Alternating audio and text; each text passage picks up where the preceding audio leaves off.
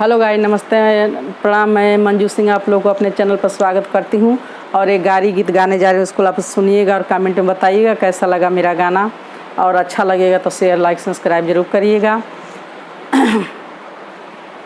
अरे समधी के दीदी के यातावार लागल बा, कतावार लागल बा, सोमवार मंगर लागल बा, बुध बीफे लागल बा, सुख शनिचर लागल बा, छिनर झोप लागल बा, गुलर गोप लागल बा।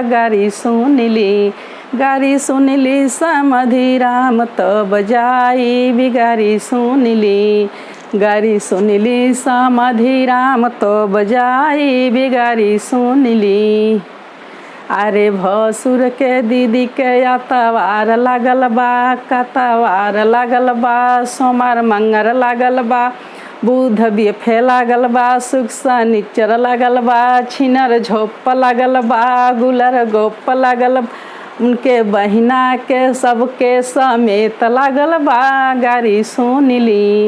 गारी सुनली ससुर राम तो बजाई बिगारी सुनली, गारी सुनली भसुर भड़ुआ तो बजाई बिगारी सुनली। अरे देवर के दीदी के यातावार लागल बा, कतावार लागल बा, सोमवार मंगर लागल बा, बुध बीफे लागल बा, सुख शनिचर लागल बा, छिनर झोप लागल बा, गुलर गोप लागल बा। गाली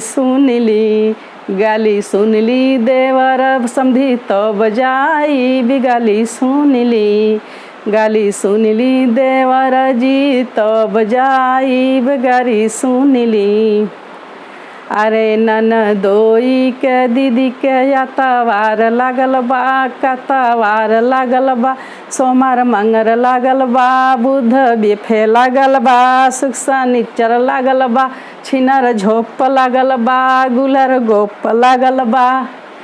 गारी सुनली समधी भड़ुआ तो बजाई बगारी सुनली, गारी सुनली समधी भड़ुआ तो बजाई बगारी सुनली।